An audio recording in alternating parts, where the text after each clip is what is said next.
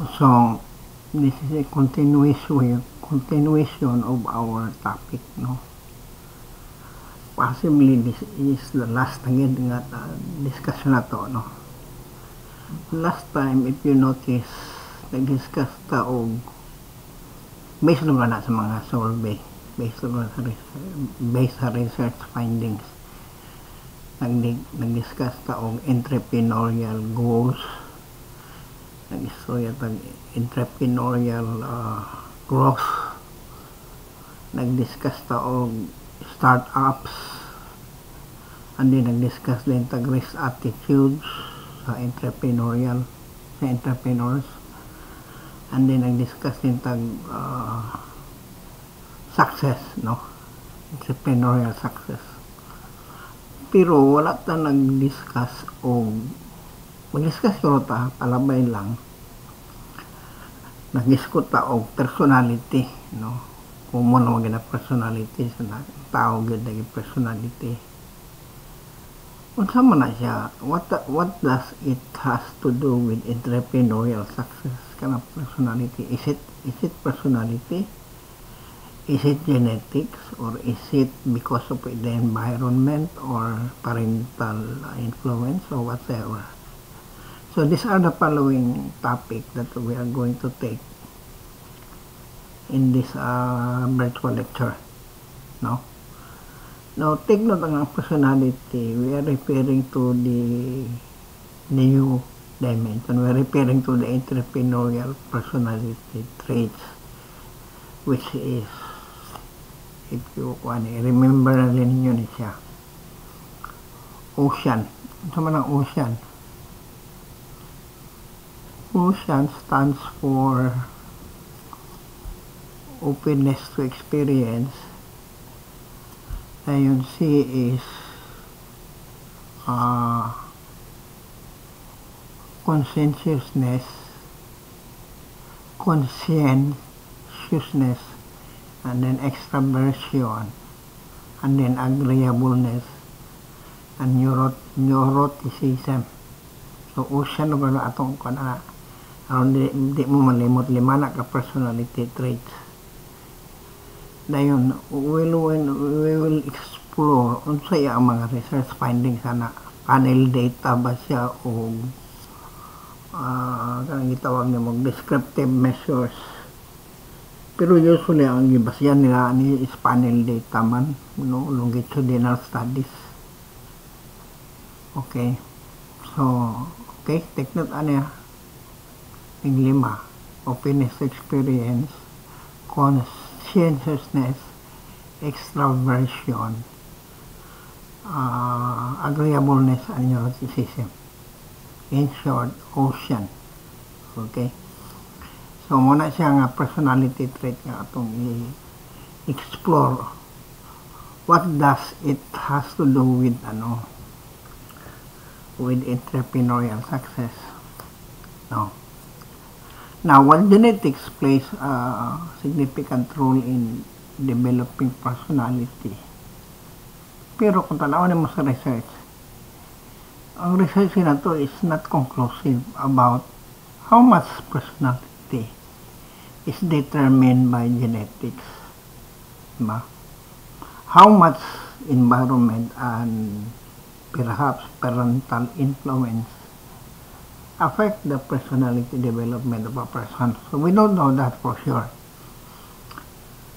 So what remains actually is for theory lang siya, no?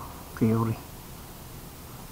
And because of this, wala kitay knowledge gain about personality and its effect on entrepreneurial or in its effect to the person's career or development. So therefore, dili man klaro, this will affect the probability or the odds of becoming, let's say, a businessman or becoming an entrepreneur. Ano man, kay ang belief mangod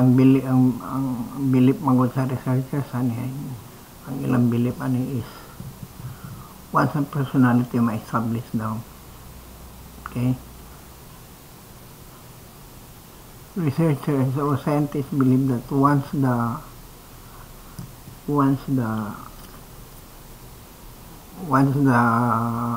personality is established, okay, it remains stable throughout lifetime. So kung unsa imong batasan, imo na personality. Strong stability gain prominence at the age of 30. Maabot og 30, mugawas ang imong stable personality trait, okay, throughout your lifetime. Mo na gina siya kana 30 onwards.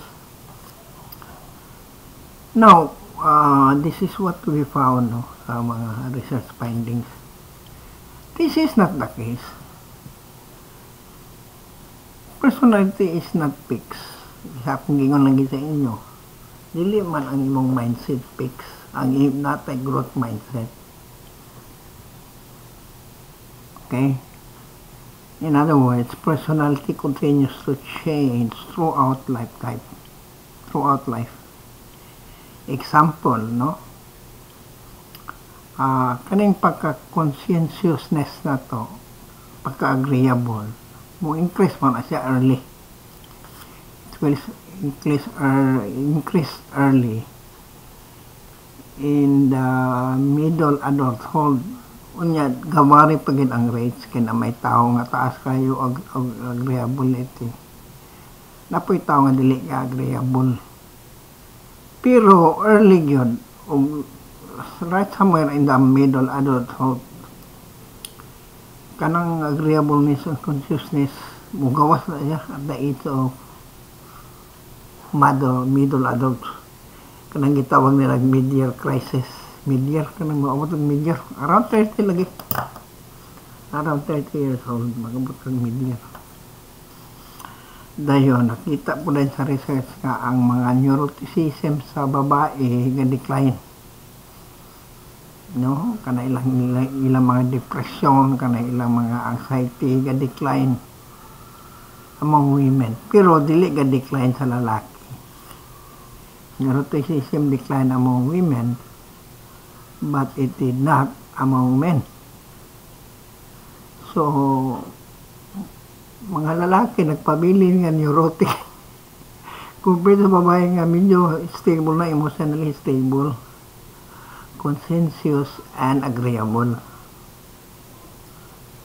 In other words, kung tanaw nimo sa general average, ang big 5 personality traits evolve throughout life. Okay, evolve ni siya.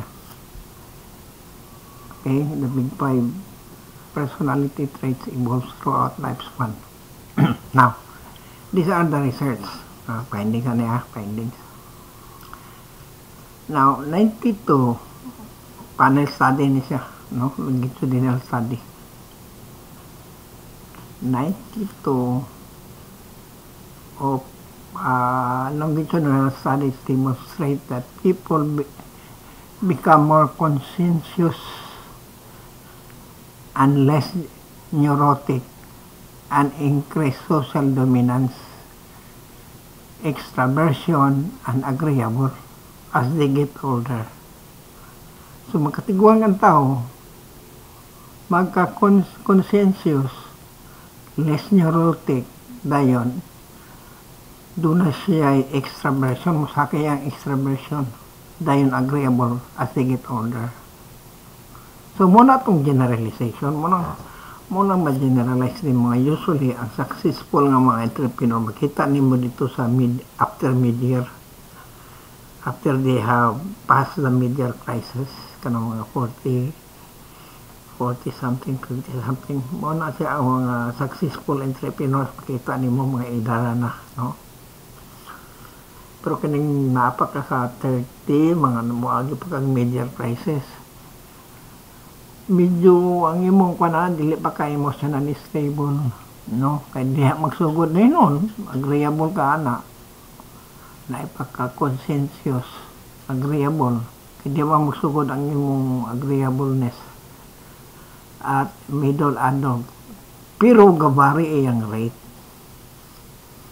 dili parehas individual vary in their agreeableness and conscientiousness in the middle adult years. So, kabari. Naiuban nga late gani. Mabot og 40 aya pa og middle adult. Napoy uban sayo, no? Uban gani sayo pa, mga edad na college years pa.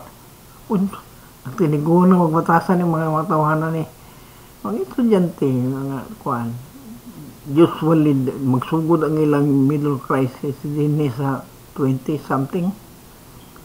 Sayo sila nagsugod pagka-agreeable o conscientious sa college years.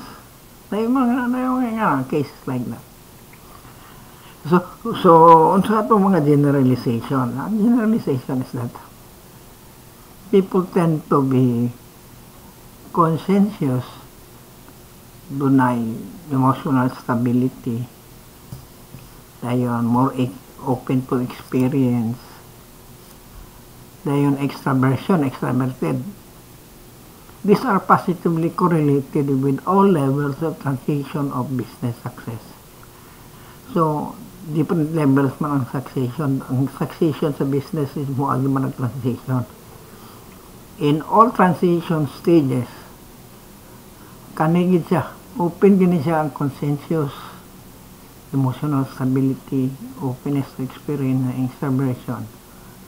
Positively correlated na siya nga mga parts sa personality trait sa tao. In other words, ang entrepreneurial success dinigid makita aning five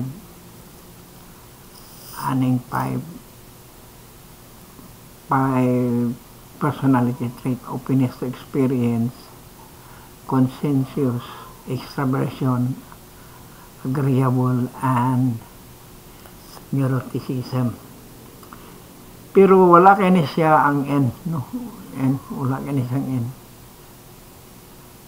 Kay makatigwang ang tao, magkagamay man ang value sa N, magkagamay, mo decline ang nyo. Di ba? Remember, di ba, mag-less neurotic ang babae? It also true with men. Ba? Although, ang research findings nag-ingon na rin nga, generally, okay, mo decline ang neuroticism babae pero dili sa lalaki, pero generally on the average mo decline yun kay kita man mo kay emotional stability man dali, kay emotional stability, experience, extraversion are possibly associated with all levels of transition business success. Alright. Now, there is I do not know kung nahatid na ako sa inyo. There is I got this from the internet. Marami siya paper and pencil. Marami siya formula.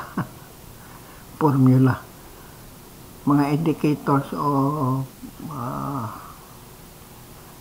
determine ba how successful you will become as an entrepreneur. Now, this is, ang emphasis mo gudani is kung mag-entrepreneur ka abroad, overseas. And what are you going to do? There are several steps. Tagas ka ni taas ka ni siya, marami siyang book. Taas ni siya, pero it is summarized into 6 categories. Kasi naghimuan niya is organization of economic, unsa ni siya, OECD, no? OECD. Okay, OECD, unsa man ang OECD? Organization of Economic Cooperation and Development man na siya. And then gibasihan nimo na sa Eurostat about entrepreneurship. So these are the following indicators that you have to consider. Ako ipakita sa inyo, dili tanan na daghan. Gani siya nga kuan as aspeto. I-take up ko lang sa inyo ang regulatory framework, and then market conditions, access to finance, creation and diffusion of knowledge, entrepreneurial capabilities, and entrepreneurial culture. So, sa kada indicator or determinant, there is a short description kung ahanin mo makita na siya nga source. World Bank ba? Or ahanin mo makita no? Na yung mga source. And then, ako nang ipadala sa inyo ang ahanin siya makita sa internet. Ihatag na lang ko sa inyong URL. Iman lang na i-click. Magawas na siya. It can be found at the endmost part of the book. Kay report man sa OECD. It's a annual report. This is OECD at Entrepreneur at a Glance 2017. Kay ang pag-publish ko na nga libro, dugay naman akong libro. Na-publish niya mga 2017. So, sigurado ko nanay ko na baguhan na. Pero, kining determinants or indicators of entrepreneurial success, these are not saying exhaustive ni siya. Na may mga areas na walay data. There are areas nga dili makakuha ang World Bank data. No, missing ang mga data. Dili niya. So, dili niya sa exhaustive. Pero, it will guide you. It will help us guide what to do. No? What is it to become an early success business abroad? No? So, to give you another one example is this. Kaning burden of government regulation. Sa mga government regulation burden magina siya. What are we going to do with that? Kani siya nga part. Burden of government regulation. So, kung mo to ka abroad, mag-conduct ka, you are inspiring to become a businessman there. I'm sure kay gamay preliminary study bahin sa area. So, now mo ng burden of government regulation. That means mag-survey ka. Tanawin mo ang mga responses or mga tubag, mga answers sa imong survey. Or why is it? How is business comply with administrative requirements? Kanang mga permits, no, regulations, unsay mga documents nga imong report every year. Usually this is issued by government, no, i-issue na sa gobyerno. Dayon siguro na kay mga indicator one is burdensome, paingon rin sa 10. Ay sa 10, not burdensome. So, imong scale ba, 1 to 10. Or 1 to 7, or 1 to 5. Depende na sa imong scaling. Or saan imong scale intervally ang imong category, no? And then makita nimo ni siya ang example sa World Bank. Dili World Bank, World Economic Forum. I remember ko when I was still teaching at Capital University. Gikuha man ang CEO nga mo ay mag-conduct og survey sa Miss Or lang, sa Miss Or. Unsay competitiveness sa Cagayan de Oro. I-turn out nga during kang Imano, number 2 masiro to ang Miss Or. Nga globally competitive ang tungod sa atong port, tungod sa atong container port, tungod sa atong airport, mga nga na. Globally competitive, number 2 ta na. Dayon na follow up rin to siya number 8 ba to, number 12 nagamay. So I hope nga atong global competitiveness na ka na tuig. Naman na siya, no? Makita na minambugan ng ubang munisipyo. SGB daw 1, 2, 3. Ay, SGB 1, 2, 3. Meaning to say, globally competitive gid ang munisipyo. And then, number 2, kani siya, tanaw ni mo ni siya diri. Unsa dayon ang mga regulatory framework gani. Muni sa mga regulatory framework, unsa dayon ang source. So makita nimo sa cost required for starting a business. Usually ang gigamit ani sa global competitiveness is pila ka porsyento sa gross national income ang per capita basis. So, kada katao, pila ka porsyento ana ang cost to start a business. Based lang na sa walaon no formal legislation na based po na sa mga assumptions about business procedures. So pila ana ka porsyento imong magasto, pila ka porsyento ana nga magasto dito sa per capita basis. So for example, ang national income sa Pilipinas i-divide sa total population and then makita rin mga income per capita. Pila ka porsyento sa income per capita ang magasto pag start of business. Muna siyang number 2. No? Cost required for starting a business. Number 3, pila ang minimum capital required for starting a business. Kani siya. Number 3. Dayon, ang minimum requirement ang mga regulatory framework is paid in minimum of factorable requirement that entrepreneur needs to deposit in a bank before mag-register. Gibasihan niya po ni sa income per capita. So, tanaw ng income per capita, pila ka porsyento ana ang magasto para pag-deposit o minimum paid in capital sa bangko.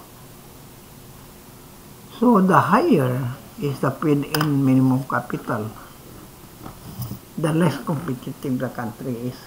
No?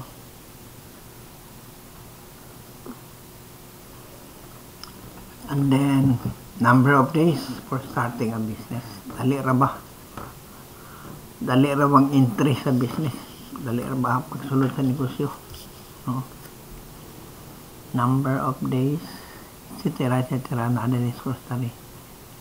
Dili kay nako mabasa ang kuan dali kay tungod sa gagbay. It is very small tungod kay dako makaini sa nga kuan. Pricing of several pages. So this is it for regulatory framework na tutaas ka ni siya o regulatory framework. It consists of paghagayo, no? Pati pagbayad sa buwis, paying taxes, bankruptcy sa buhaton, court and legal framework, etc. Daghang kayo, no? Enforcement of contracts, okay? Unsa mga judicial process, okay? Unsa na mga product and labor market regulations, pag-hire o pag-fire sa imong mga empleyado, etc. So, once maset na ni mo siya ang regulatory framework, you are secure na maayo ang imong dagan sa imong negosyo abroad. Okay? So, this is for entrepreneurs buying for international trade abroad, no, or other countries. And then, dayon number 2 dayon is the regulatory framework. Madayon diri ang muna siya ang medyo madugo. Market condition kay ano magkuhan gigaan pero usually naa naman ni ang competitiveness naa na kadungog na mo ani na naa mo matolo mo si Tihol mangayo mo og copy sa competitiveness aron armchair speculation na lang dayan inyong buhaton. Ito na lang mo sa balay magbasa itong report sa competitiveness sa munisipyo, sa country in relation to other countries. For example, mo ato kag Finland, mo ato ka o Russia, mo ato kag China. Lahi-lahi po ang market conditions. Hani kay lahi ang country, lahi of competitiveness. Diba? So, mo ni siya ang nakasadaan ni nga report sa OECD kay it will really guide you. It will provide you steps and procedures kung unsaon gid pag-start sa business abroad. Magsugod sa regulatory framework and then market study. Okay? For example, saan mo pag-access sa market abroad, access to finance, may mga bangko, kung saan mo pag-create and diffuse knowledge. Okay? For example, unsa research and development arm sa current, okay, based on current prices. Dayon pila ang mga eskwelahan, pila ang mga universities, etc. etc. Makita niyo din ang ang guide. So this will help you guide on things to do before you start a business abroad. So international trade yun lang siya. Alright, so that would be it. I hope na kuhaon ninyo itong kuhan. Akong ipadala sa inyo dahil gisin ako daan ng iyang URL. And then, i-click ninyo. If one of you mag-export man siguro abroad, take note, yung lain nga country. Katoy mong basahon, makita nimo dito ang mga regulatory framework and market conditions, finance and taxes, etc. So, in short, kani siya nga URL maghatag sa atong idea what to do, the steps of doing business abroad. Thank you very much and good morning.